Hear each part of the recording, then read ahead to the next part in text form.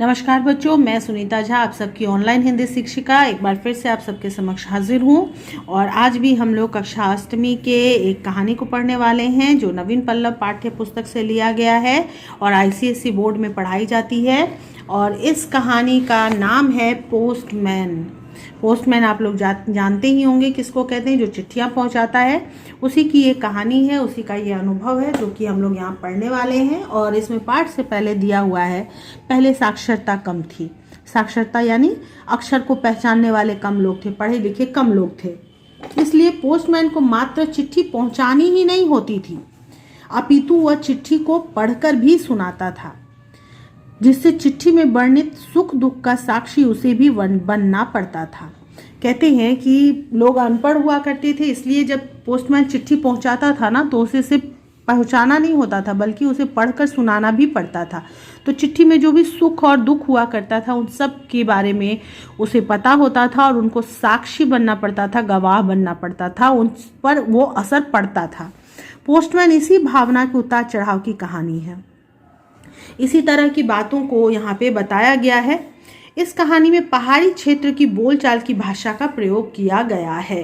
पाठ आरंभ करने से पहले मैं बताना चाहती हूँ कि लोग बार बार मुझे कमेंट करके ये कह रहे हैं कि पाठ 17 पाठ 20 अपडेट कीजिए, लेकिन वो सब पहले से अपलोडेड है बेटा। बच्चों सारी कविताएं तो मैं पहले ही अपडेट कर चुकी हूँ पिछले ही साल, तो आप लोग को थोड़ा सा देखना पड़ेगा प्लेलिस्ट में।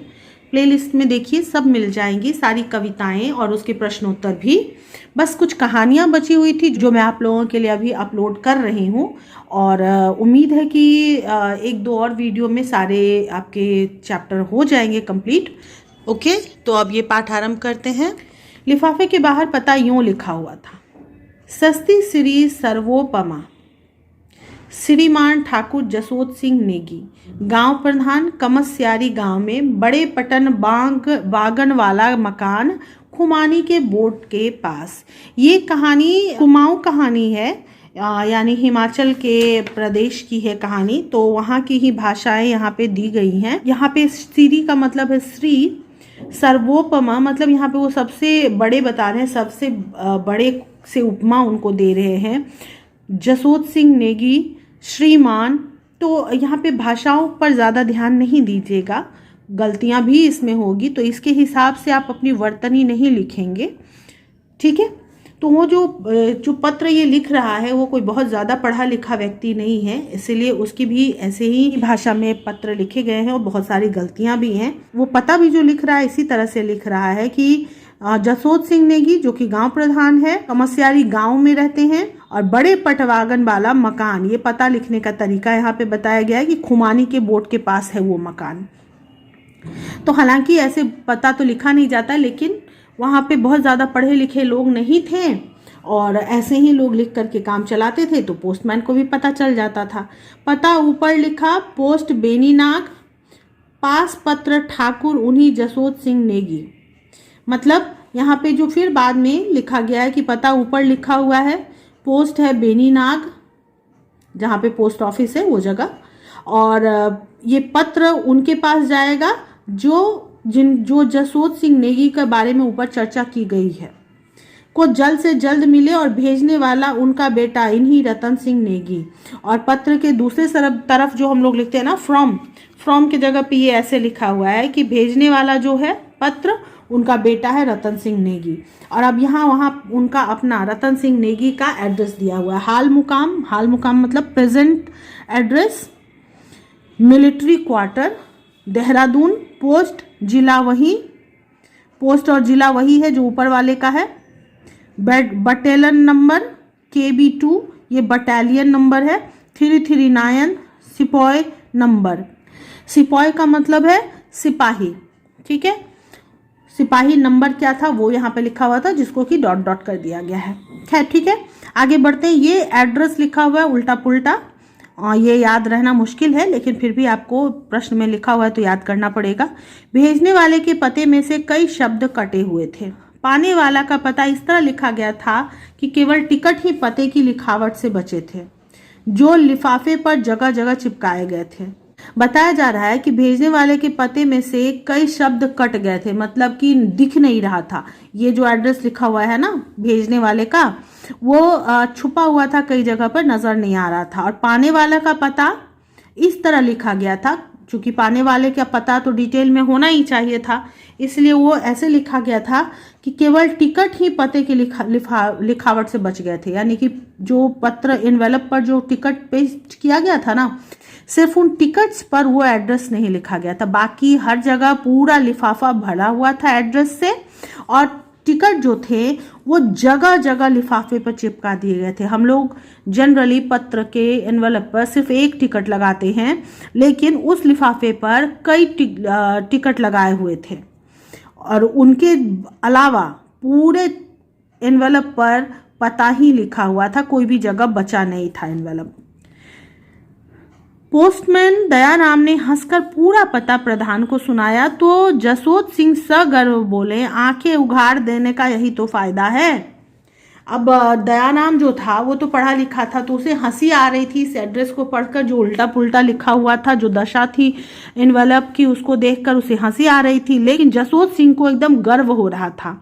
वो गर्व के साथ बोले, सगर्व यानी गर्व के साथ, कि आंखें उघाड़ देने का यही फायदा है, यानी आंखें खोल देने का, शिक्षा देने का, समझाने का यही फायदा है। जिद करके बेटे को प्राइमरी तक पढ़ा ही दिया मैंने। प्राइमरी मतलब प्राइमरी तक उन्होंने, यानी प्रधान जी ने जिद करके अपने बेटे को प्राइमरी तक पढ़ाया था।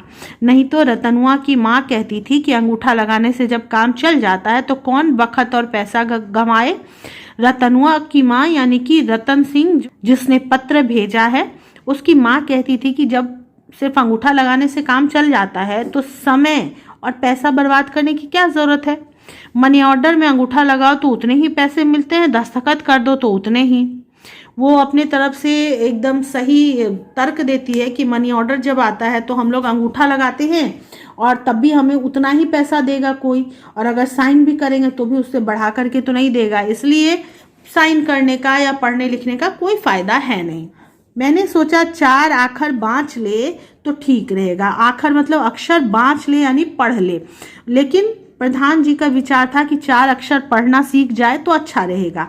आखिर बिरमा जी ने विद्या बनाई किस लिए है? यहाँ बिरमा जी ब्रह्मा जी कहा जा रहा है, विद्या मतलब विद्या है। तो वो कह रहे हैं कि आखिर ब्रह्मा जी ने विद्या किस लिए बनाई है? जब कोई पढ़ेगा ही नहीं तो कोई तो फायदा होता होगा, इसलिए उन्होंने ये सोचकर अपने बेटे को पढ़ाया था। चिट्ठी हाथ में लेते हुए प्रधान ने आवाज दी, अरे बहू पोस्टमैन साहब के लिए दरी तो डाल दे, चार तमाकू पिला। लोगों के जब पत्र आते थे पहले तो बहुत खुश होते थे लोग, क्योंकि पहले फ़ोन नहीं था जो इतना रह रह के बात करते या मैसेज करते, तो मैसेज करने का, अपनी खबर पहुंचाने का यही एक जरिया था। वो भी फौज में जब बेटा है तो उसकी चिट्ठी कितने दिन बाद आ रही है, किस हाल में है, सब जानना बहुत स्वाभाविक होता था, ये एक्साइटमेंट। तो इसलिए जब वो आते थे पोस्टमैन तो उनकी बड़ी इज्जत होती थी, बड़ी खातिरदारी होती थी। तो उन्होंने अपनी बहू को कहा कि पोस्टमैन साहब के लिए दरी लगा दो कि वो बैठ सके, और उनको चाय तंबाकू ला करके, तंबाकू मतलब खैनी ला करके पिलाओ। फिर दयाराम की ओर मुड़कर बोले, लो पढ़ के सुना दो जरा चिट्ठी। रतनुआ घर पर होता तो खुद पढ़ के सुना देता। क्या कहें सैप, लड़का क्या था पढ़ने में जबरजंद। जबरजंद मतलब जबरदस्त, और सैप मतलब साहब, ठीक है। तो वो कह रहा है कि चिट्ठी पढ़ के सुना दो, क्योंकि रतन घर पे है नहीं, और अगर रतनुआ घर पे रहता तो मैं आपको पढ़ने नहीं बोलता, वो खुद ही पढ़ देता। फिर उसकी तारीफ करते हैं। सारी किताब तो उसे मुखागिरी याद रहती थी। मुखागिरी मतलब एकदम से कंठस्थ याद थी। वह तो मोतीराम मास्टर से अदावत हो गई थी मेरी, सो दर्जा 4 में ही 3 साल रख दिया। अदावत मतलब दुश्मनी। अब वो बता रहे हैं कि मेरा बेटा तो बड़ा तेज था, लेकिन उसको 3 साल तक 4थी क्लास में ही पढ़ना पड़ा था। वजह क्या थी? ये नहीं कि वो कमजोर था, बल्कि ये कि मास्टर मोतीराम से मेरी लड़ाई हो गई थी, दुश्मनी हो गई थी, इसलिए उसको पास ही नहीं कर रहे थे। क्या आदर कुशल लिखी है सैप। दयाराम ने दरी पर बैठते हुए लिफाफा खोलने के बाद पढ़ना शुरू किया। सस्ती श्री सर्वोपमा पूज्य पिताजी का पांव पकड़ी पै लागन बार बार कबूल हो।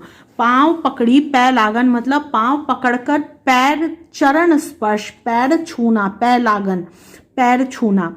तो आप बार बार मैं आपका पैर छू रहा हूँ, चरण स्पर्श कर रहा हूँ, तो मुझे इसको कबूल कीजिए, एक्सेप्ट कीजिए मेरा प्रणाम। ऐसे ही सस्ती श्री सर्वोपमा माता जी को भी बार बार पैर पकड़ी कबूल हो। माता जी को भी अब प्रणाम कर रहा है और बोल रहा है कि एक्सेप्ट कीजिए मेरे पैर पकड़ी यानी चरण स्पर्श को। ऐसे ही काका जमन सिंह जी व दाजी खड़ग सिंह को भी बार बार पहुंचे। वो अपने दाजियों को, काका यानी अंकल सबको भी वो प्रणाम कर रहा है। नाना तिनान के सिर पर हाथ धर के आशीर्वाद पहुंचे। नाना तिनान मतलब जो बच्चे हैं, जो छोटे हैं, उन सबके सिर पर आशीर्वाद रख रहा हूं मैं, उनके सर पर हाथ रख के आशीर्वाद दे रहा हूं मैं, उन तक पहुंच जाए मेरा आशीर्वाद। पटवारी साहब को मेरी दोनों हाथ जोड़ी जय हिंद पहुंचा देना। गांव के जो पटवारी हैं उनको भी ये जय हिंद बोल रहे हैं। खेती बाड़ी की, गांव पट्टी की समस्त आदर कुशल भेजना। गांव घर के भी बारे में बताना, खेती का क्या हाल है, सब कुछ मुझे बताना। पोस्टमैन साहब खिमान त्याड़ी को भी पैलागन बोलना कि जल्द से जल्द पता लिफाफे पर लिखा खत आपके पास पत्र मिले, मेरे नाम से रतन सिंह नेगी करके भेज देवे। और वो कह रहे हैं कि पोस्टमैन साहब जो हैं उनको भी पैलागन बोल देना, यानी कि पैर चरण स्पर्श बोल देना कि जल्दी से जल्दी जो पता लिखा हुआ है इस लिफाफे पर वो आपके पास जल्द से जल्द पहुंचे, पत्र मिले, मेरे नाम से रतन सिंह नेगी करके जो पत्र गया है वो आपको मिल जाए, आपको तुरंत वो दे दे, इसलिए उनको भी मेरा चरण स्पर्श बोल देना जरूर। आपका बेटा चरण तल आशीष पावे। आपका बेटा जो आपके चरणों तले है, आपके पैरों में पड़ा हुआ है, वो आपका आशीष पावे, आपका आशीर्वाद उसे प्राप्त हो। रतन सिंह नेगी 339। और वो फिर से बता रहा है अपने बारे में कि कौन है वो। एक बात याद आ गई, उसने पत्र में ही ये सब लिखा है, इतना सब कुछ एक एक बारी बारी करके सबको प्रणाम कहा है और उसके बाद फिर लिख रहा है, एक बात याद आ गई, छोटे भाई आनंद सिंह को मेरे हाथ की सिर धरी आशीर्वाद पहुंचे। और सबको प्रणाम आशीर्वाद देने के बाद भी छोटे भाई को वो नहीं आशीर्वाद दे पाया था, तो उसको भी वो सिर पर हाथ रख के आशीर्वाद दे रहा है। उसकी शादी की कोशिश करना, कोशिश मतलब कोशिश, जाति पाति को बहुत भेद क्या करना, जाति पाति होगा, ये छोटी ही होनी चाहिए, लेकिन ये उसने लिखा है जो बहुत पढ़ा लिखा नहीं है तो इसलिए इसको माना जा सकता है, लेकिन जाति आप ऐसे नहीं लिखेंगे, आप जाति ऐसे लिखेंगे छोटी, ठीक है ना। तो जाति पाति का पाति होगा ऐसे, ठीक है ना, का बहुत भेद मत करना। भगवान की सृष्टि सरीखी है, मतलब कि ये जो भगवान की सृष्टि है एक समान ही है, तो आप जात पात को ज्यादा ध्यान मत देना, उनकी शादी की कोशिश करो, जो अच्छी लड़की मिले उससे शादी करवा दो। ठाकुर चेत सिंह की बेटी की टीका लगा लेना, मतलब उसी को एक्सेप्ट कर लेना, कोई दिक्कत नहीं है। नाक नकस की भली होवे देखना, बस ध्यान रखना कि नाक नकस यानी कि शक्ल सूरत की वो अच्छी हो। बाकी क्या लिखूं, आप खुद समझदार हैं। चरण सिंह सौरजू से बोल देना कि बहू को मेरे घर आने पर मैत पहुंचावेंगे। और उसके बाद वो लिखता है कि चरण सिंह सौरजू से बोल देना कि बहू को जब वो घर आएगा यानी रतन सिंह घर आएगा तब उनके मैके पहुंचावेगा। मैत या मैके होगा यहाँ पे, मैके पहुंचावेंगे यानी कि रतन सिंह की जो पत्नी है उनको मायके वो तब ले जाएंगे जब वो खुद गांव पहुंचेंगे।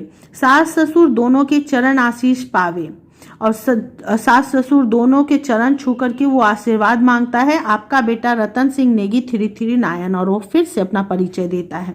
फिर लिखता है, आजकल यहाँ सर्दी का मौसम है, बहुत गिर रही है बर्फ बहुत ज्यादा गिर रही है, पहाड़ी इलाका है।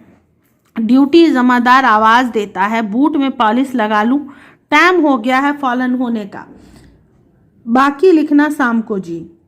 और वो फिर लिखता है उस पत्र में कि बहुत मौसम खराब है, बर्फ गिर रही है, लेकिन ड्यूटी का जो जमादार है वो सबको बुला रहा है, तो बूट में पॉलिश भी करना होगा वहां जाने से पहले।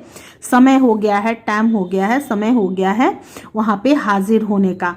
सो बाकी जो लिखना है पत्र में वो शाम को लिखेंगे।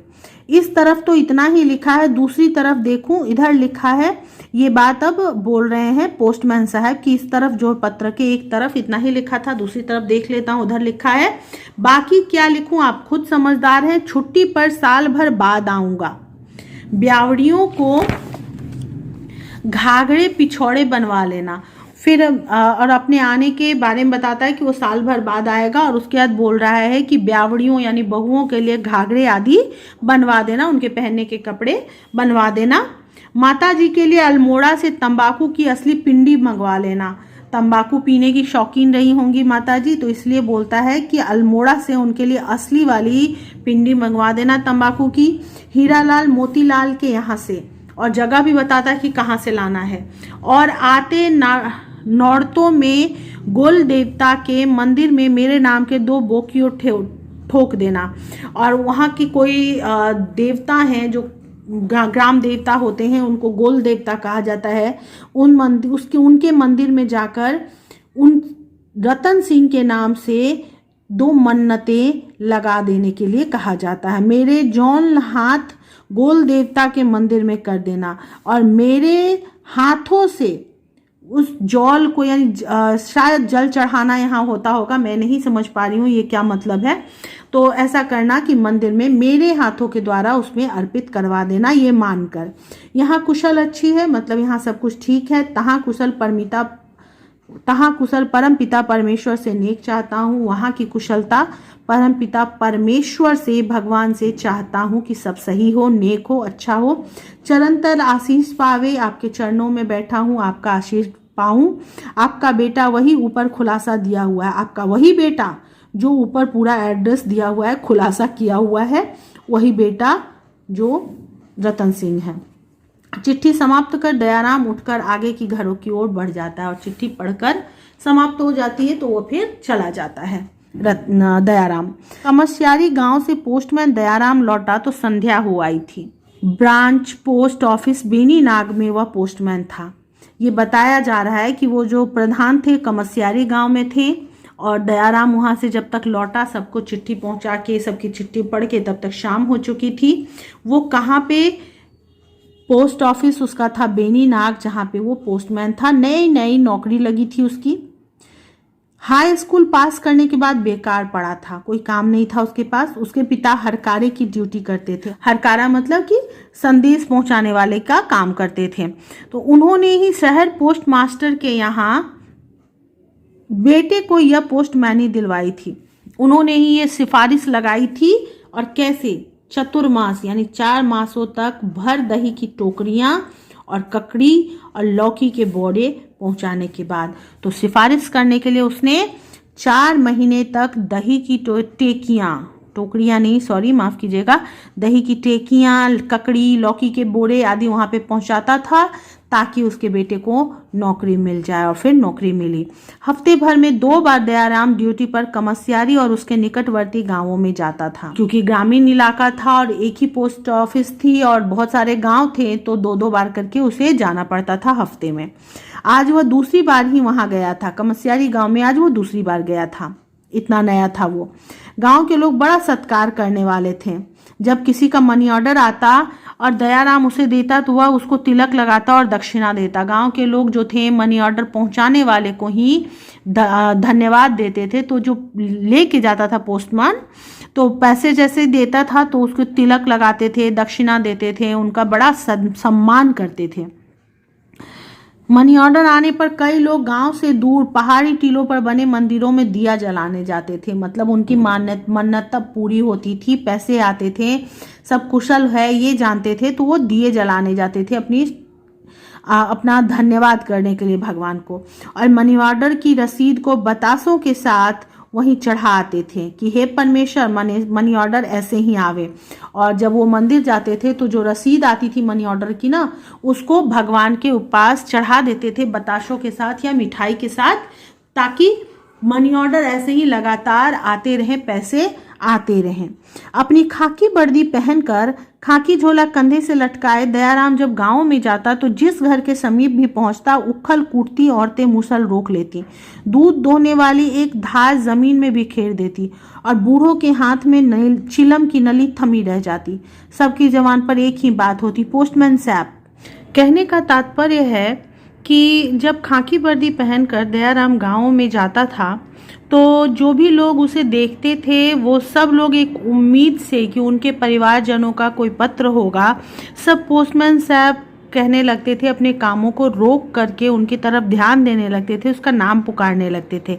जो औरतें मसाला कूट रही होती थी तो वो रोक लेती थी, दूध दूहने वाली जो होती थी उनका ध्यान भटक जाता था, दूध की धार ज़मीन पे गिर जाती थी, बूढ़ों के हाथ भी रुक जाते थे, यानी कि सब लोग उम्मीद में एकदम से स्टिल हो जाते थे। लड़ाई का ज़माना था, कुमाऊं के अधिकांश बेटे पलटन में भर्ती हो गए थे, यानी फौज में थे ज़्यादातर लोग। लड़ाई का समय था तो चिंता होना आवश्यक था परिवारजनों को। आर्थिक व्यवस्थाओं ने उन्हें अपने परिजनों, अपनी धरती पावर्ती से विलग होने को बाध्य किया था। उनकी जो आर्थिक व्यवस्था थी, व्यवस्था मतलब मजबूरी, तो उनके लिए धन की जो मजबूरी थी उनके पास, गरीबी जो था, उसकी वजह से उन लोगों को अपने परिवार और अपनी ज़मीन और अपनी धरती से दूर होना पड़ा था। विलग मतलब अलग होने को उनको बाध्य होना पड़ा था, मजबूर होना पड़ा था अपनी मजबूरी की वजह से, अपनी तकलीफ़ों की वजह से। दयाराम जब जंगली रास्तों से गुजरता उसे पहाड़ी औरतों के व्यथा भरे विरह गीत सुनाई पड़ते। व्यथा भरे मतलब दर्द से भरे हुए, दुख से भरे हुए विरह के गीत। विरह मतलब विछोह, अलग होने का जो दर्द होता है उसके गीत, अपने परिवारजन के, अपने पति के अलग होने का गीत औरतें गाया करती थी। और जब दयाराम वहाँ से गुजरता था जंगली रास्तों से तो उसे पहाड़ी औरतों के वो गीत सुनाई पड़ते थे जिनमें वे अपने पलटन वाले स्वामी को याद करती थी, जिन गीतों में वे अपने पलटन वाले यानी सेना में गए हुए स्वामी को, पति को याद करती थी। दयाराम अक्सर देखता कि जहाँ कहीं भी वह पहुँचता है पलटनिया स्वामी वाली हर औरत हिरन की सी आंखें और खरगोश के से कान बना लेती। हिरन की आंखें बहुत चंचल होती हैं, बहुत तीव्र होती हैं, और खरगोश के कान बहुत पतले होते हैं, क्योंकि खरगोश बहुत नाजुक जानवर होता है तो उसके कान बड़े सेंसिटिव होते हैं, छोटी सी हल्की सी आवाज़ भी सुन लेते हैं और उससे अपने मुसीबत से बचने की कोशिश करते हैं। तो जहाँ भी जाता था दयाराम तो ऐसा लगता था कि जो पलटन में जिसके स्वामी हैं, जिनके पति हैं, हर औरत एकदम अपने आँखों और कानों को हिरन के और खरगोश के तरह सजग बना लेती थी, तेज बना लेती थी कि शायद उसी का नाम पुकारा जाए या शायद उसी के घर की तरफ दयाराम आ रहा हो, ऐसा सोचती थी। दयाराम की ओर वह ऐसे देखती थी जैसे कोई देवता हो। दयाराम को बड़ी उम्मीदों से देखती थी, जैसे वो उनकी मुरादों को पूरी करने के लिए आया है, कोई देवता हो, भगवान हो। वह उनके सौभाग्य दुर्भाग्य का विधाता था। वह लिफाफे या मनी ऑर्डर की जगह कहीं तार ले जाए तो एक माथे का सिंदूरवा पूछता था, 2 हाथों की चूड़ियाँ टूटती थी और गांव भर में मातम का गिद्ध अपने मनहूस डैने पसार देता था। बताया जा रहा है कि जब वो पहुंचता था औरतें उसे ऐसे देखती थी जैसे वो सौभाग्य या दुर्भाग्य का विधाता हो, यानी रचने वाला हो। या तो सौभाग्य बनाता है यानी खुशियों की खबर लाता है, या दुर्भाग्य की खबर लेकर आता है। तो जब मनी ऑर्डर लेके जाता था तो वो सौभाग्य माना जाता था, खुशियां मानी जाती थी। लेकिन अगर कहीं तार लेकर जाता था तो तार अक्सर वहाँ पे ऐसी परिस्थिति में की जाती थी जब किसी की मृत्यु हो जाए या कुछ ऐसा हो, क्योंकि तार करने में खर्च भी लगता था और लोग वहाँ पे पत्र भेजने से ज़्यादा मनी ऑर्डर भेजना जरूरी समझते थे उस समय, क्योंकि परिस्थितियां, वहाँ के जो रास्ते थे या वहाँ का जो माहौल था उतना आसान नहीं था कि तुरंत चिट्ठी भेजे, ना उतना पढ़े लिखे लोग थे। तो जब तार पहुंचता था तो उन्हें एक ही डर होता था कि माथे का सिंदूर पूछ जाएगा, यानी एक औरत विधवा हो जाएगी, उसका पति मर चुका होगा, इसीलिए तार आया होगा। तो सिंदूर पूछता था एक माथे का, या 2 हाथों की चूड़ियाँ टूट जाती थी। जो औरत जिसका पति मरा होता था उसके माथे का सिंदूर और उसकी चूड़ियाँ टूट जाती थी और गांव भर में मातम फैल जाता था, यानी शोक फैल जाता था। दयाबान को मुआनी गांव की बात याद है। वह एक तार वह ले गया था। वह एक गांव में तार लेके गया था।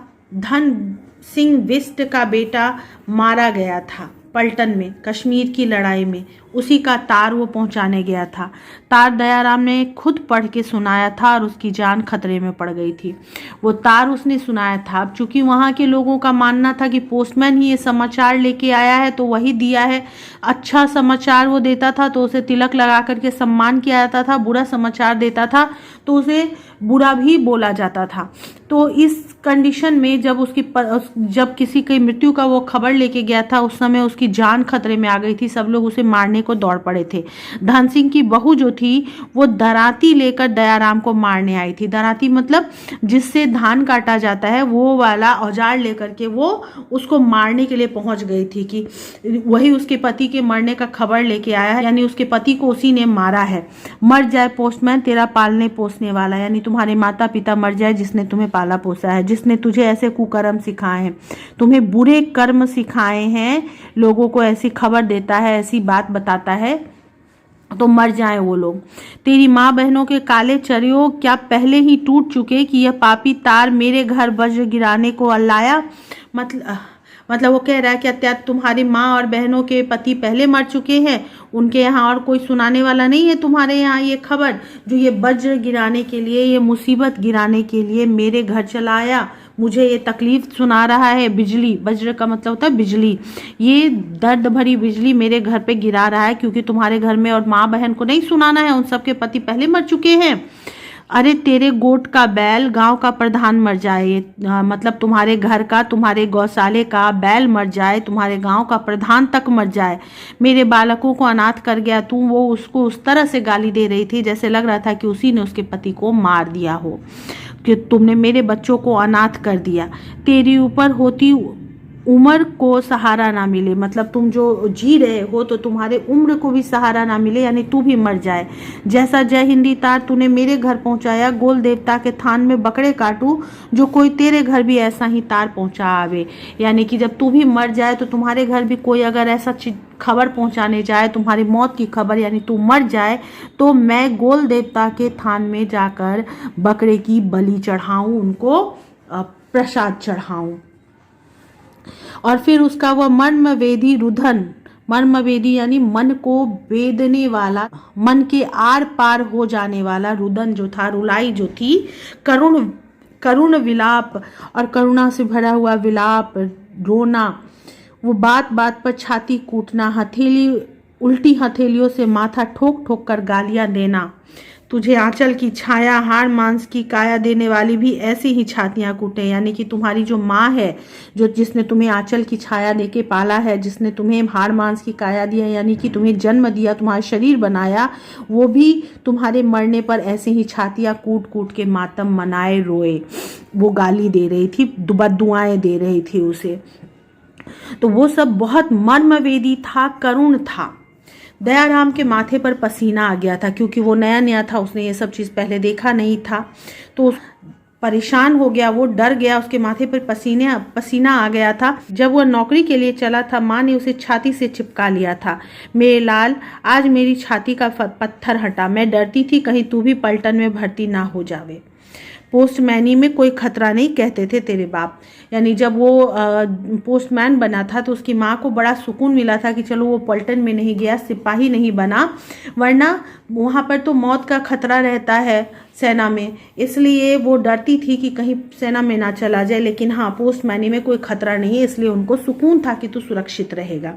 दयाराम की आंखों से आंसू ढुलक गए, क्योंकि अभी उसकी माँ को वही बद्दुआएं दी जा रही थी कि उसके बेटे के मरने की खबर मिल जाए, और उसकी माँ सुकून में है कि उसका बच्चा जिंदा है। ओह, कितना ममत्व भर दिया है ईश्वर ने माँ के मन में। वह सोचता है कि ईश्वर ने माँ के मन में कितना ममता भर दिया है, कितना प्यार भर दिया है, जो सिर्फ ये सोच कर कि कहीं मेरा बेटा सेना में भर्ती ना हो जाए, मर ना जाए, इतना दुखी हो जाती है। और उस दिन विधवा होने वाली भागुली ने भी अपने छोटे छोटे बालकों की दुहाई दे रही थी, जो धन सिंह बिष्ट का जो बेटा था उसकी पत्नी का नाम था भागुली, और वो अपने छोटे छोटे बच्चों की दुहाई दे रही थी कि मेरे बच्चों को अब कौन सिर पर छत्र यानी कि छाया देगा, उसके सर पर हाथ रखेगा, उनका सहारा बनेगा, पीठ को आधार देगा, उसके शरीर, उसके पीठ को, रीढ़ की हड्डी को कौन सहारा देगा, कौन उसको संभालेगा, कौन उसको हिम्मत देगा, मेरे छोटे छोटे बालकों को कौन पलटन से छुट्टी में आके बिस्कुट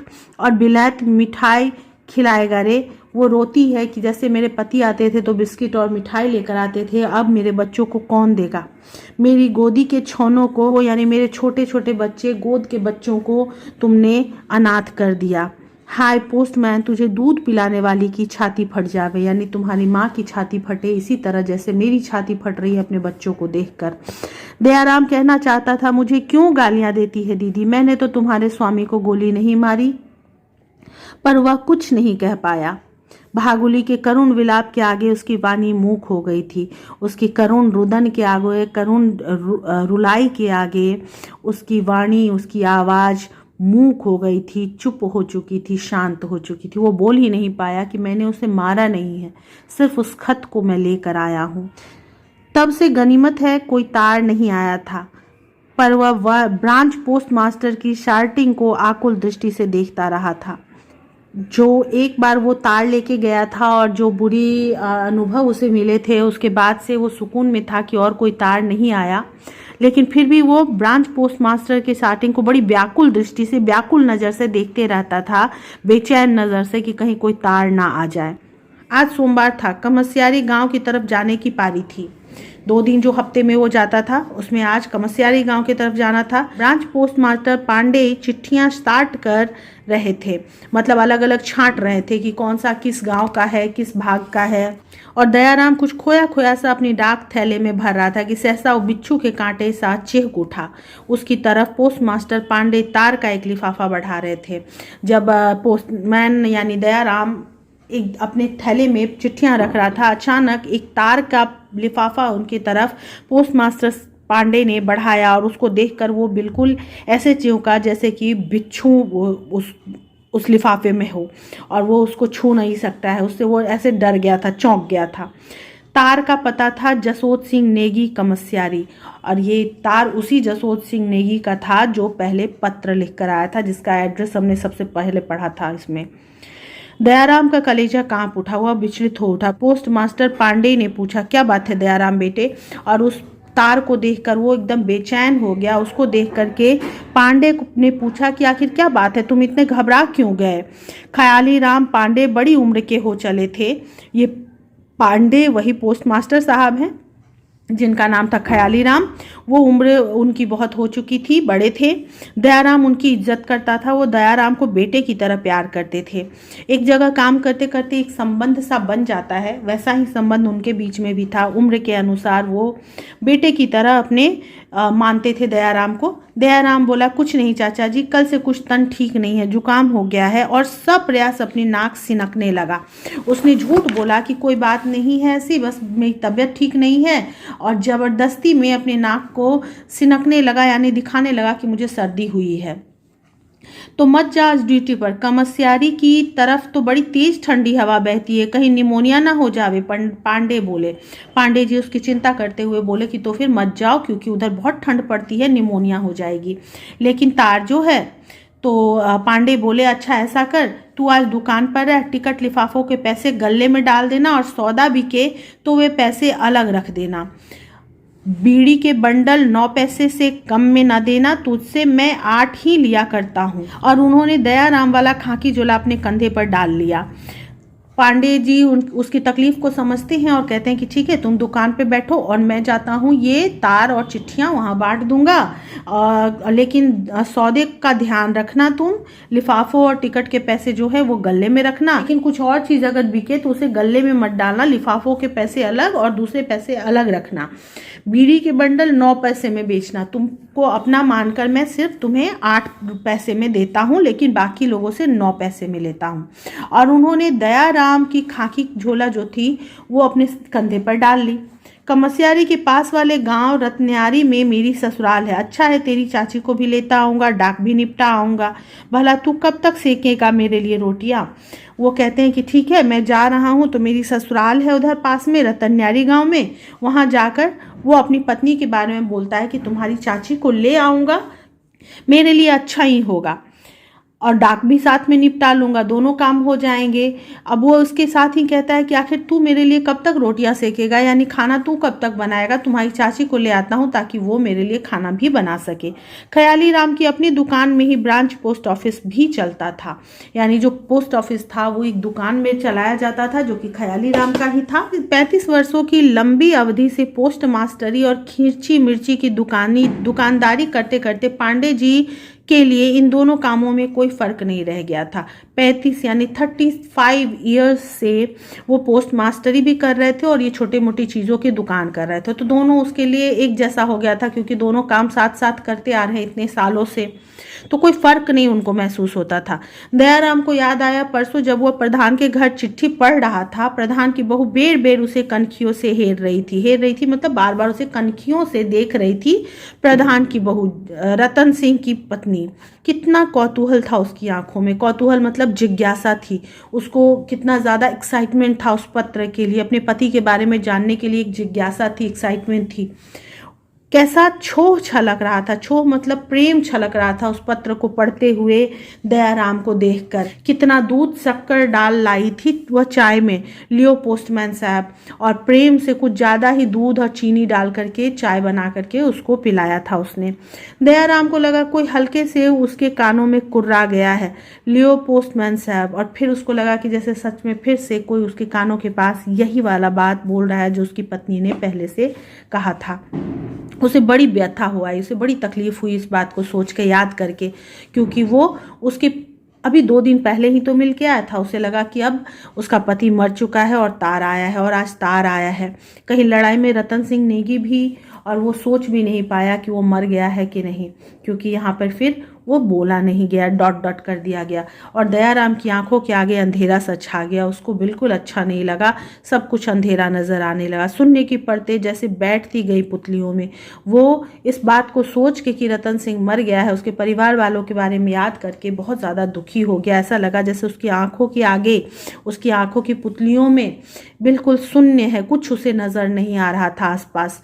और उसे लगा रतन सिंह की घरवाली ख़याली राम पोस्ट मास्टर को दराती से चीरने विलाप करती हुई दौड़ रही है। उसका जो अनुभव था, भागुली जिस तरह से उसके पीछे दौड़ी थी दराती लेकर, उसको लगता है वैसे ही रतन सिंह की पत्नी भी ख़याली राम को दराती लेके मारने के लिए विलाप करती हुई रोती हुई दौड़ी चली आ रही है।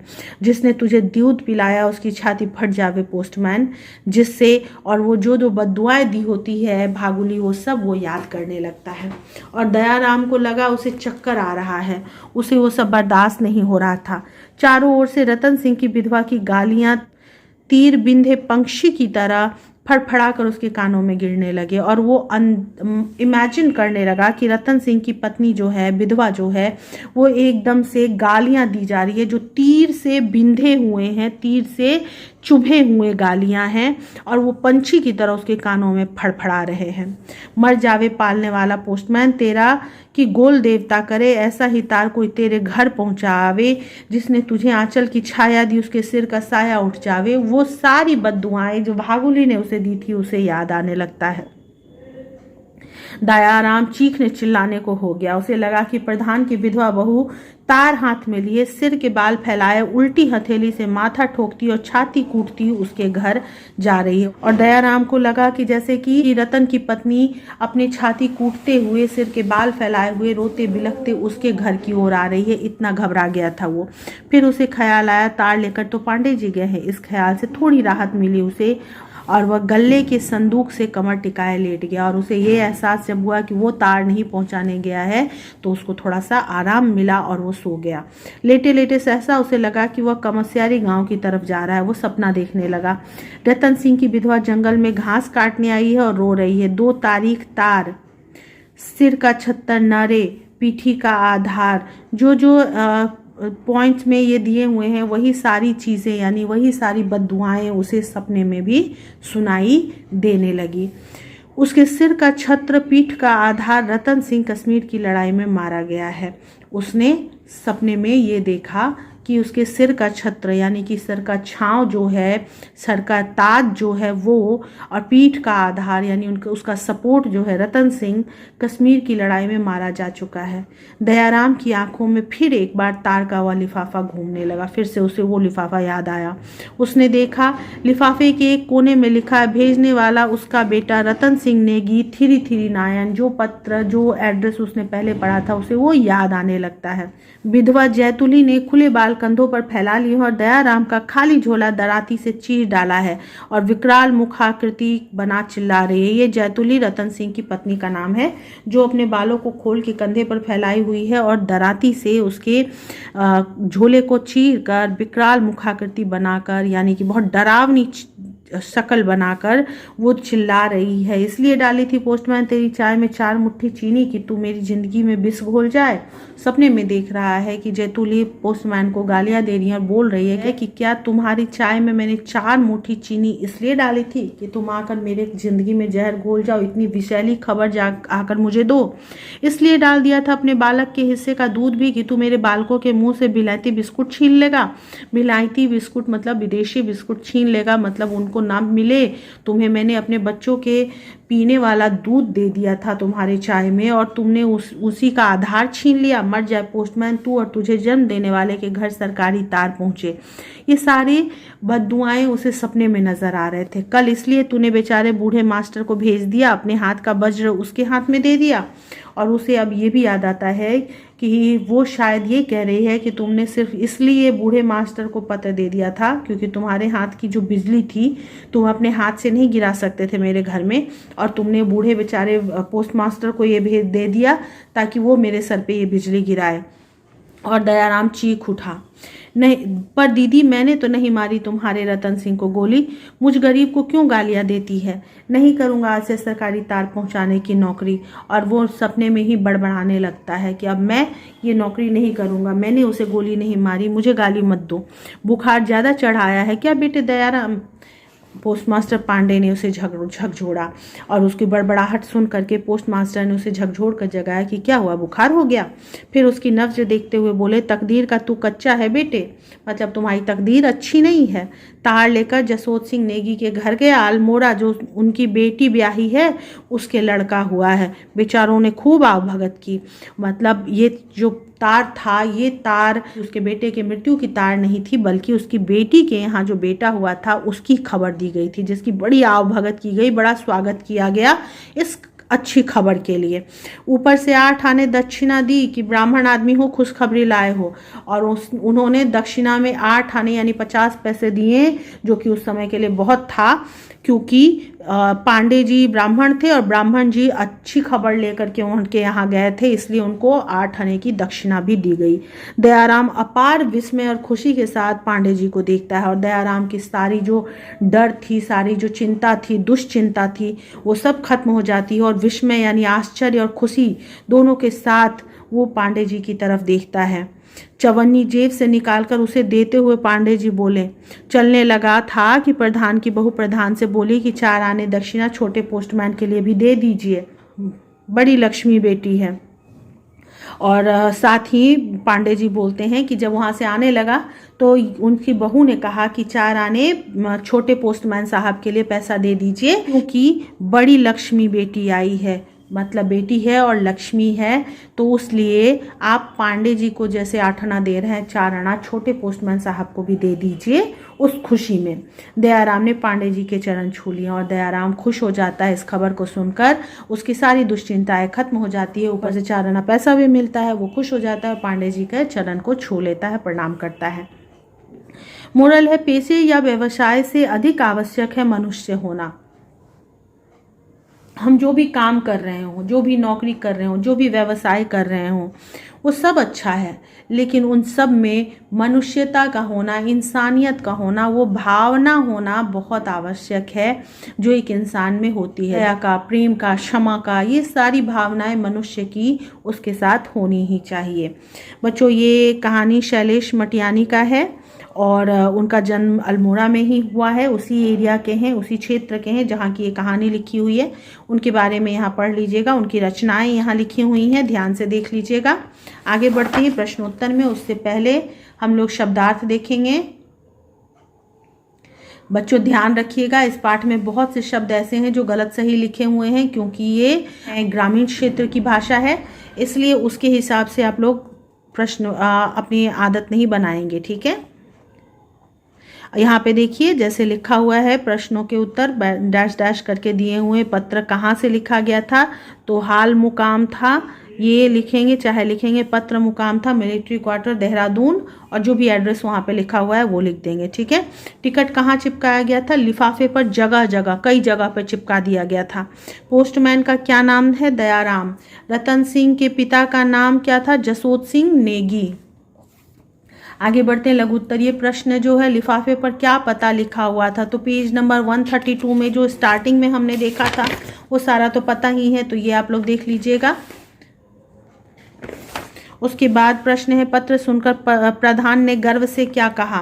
पत्र सुनकर प्रधान ने गर्व से कहा कि आंखें उघाड़ देने का यही तो फायदा होता है, ठीक है। मनी ऑर्डर आने पर गांव वाले पोस्टमैन का किस प्रकार स्वागत करते थे, उसका उत्तर मैंने लिख दिया है, तिलक लगाकर, उसे दक्षिणा देकर। औरतों के विरह गीत में क्या भाव होता था, औरतों के विरह गीत में पलटन वाले स्वामी को याद करने की व्यथा का भाव होता था, ठीक है। ये वाला मैंने ऊपर लिखा हुआ है, व्यथा का, ये यहीं पे होगा, ठीक है। अगला प्रश्न, पोस्टमैन के द्वारा पढ़े गए पत्र का भाव अपने शब्दों में लिखिए। तो मतलब उस पत्र में ऐसा क्या लिखा गया था, जो पत्र था उसमें पूरा पत्र नहीं लिखना, बस भाव लिखना है। पत्र में रतन सिंह ने अपने पिता अर्थात पत्र पाने वाले तथा अपने अर्थात भेजने वाले के पता के साथ साथ माता पिता, चाचा, ताऊ, दादा, नाना तथा पटवारी आदि सबको प्रणाम लिखा था। फिर अपने छोटे भाई की शादी तथा माँ के ज़रूरतों की पूर्ति के लिए लिखा। उसने लिखा था कि गांव के देवताओं की पूजा उसके नाम से कर दी जाए। साथ ही उसने अगले साल अपने आने के बारे में भी लिखा था, ठीक है। उसके बाद के प्रश्न का उत्तर मैंने पूरा लिख दिया है। मुवानी गांव में दयाराम की जान किस प्रकार खतरे में पड़ गई थी। उसके बाद कमसियारी गांव का तार ख्यालीराम पांडे क्यों लेकर गया था, दयाराम ने पांडे जी के चरण क्यों छुए।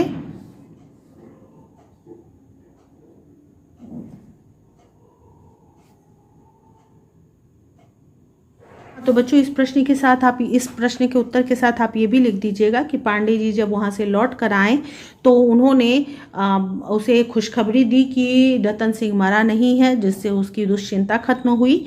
साथ ही उसने 4 आने भी दिए कि ये तुम्हारे लिए है। तो उस 4 आने की कृतज्ञता और खुशी की खबर के लिए उसने पांडे जी के चरण छुए, ठीक है। देखिए उसके बाद है किसने किससे कहा, तो वो मैंने पूरा लिख दिया है। आगे है रेखांकित कारक चिन्हों के कारक लिखिए, वो भी पूरा लिखा हुआ है। उसके बाद वाले प्रश्न में है कि संज्ञा शब्द छांट कर लिखने हैं। चिट्ठी, हाथ, प्रधान, आवाज, ये सब संज्ञा शब्द ही हैं। अब यहाँ पे भी है वही प्रश्न। उसके बाद यहाँ विशेषण और विशेष्यों को अलग करना है, वो भी मैंने लिख दिया है, ठीक है। बच्चों उम्मीद है कि आप लोगों के सारे शंका, सारे प्रश्न खत्म हो चुके होंगे, लेकिन फिर भी अगर कुछ ऐसा हो जो नहीं समझ में आया हो तो मुझसे बेझिझक संपर्क कीजिएगा। इस वीडियो के डिस्क्रिप्शन बॉक्स में मेरा इंस्टाग्राम आईडी और फेसबुक आईडी दोनों होगा। चाहे तो आप लोग मुझसे पर्सनली भी बात कर सकते हैं। तब तक पढ़ाई पर ध्यान दीजिए, अपनी परीक्षाओं की तैयारी कीजिए। तब तक के लिए बाय बाय, अपना ख्याल रखिएगा।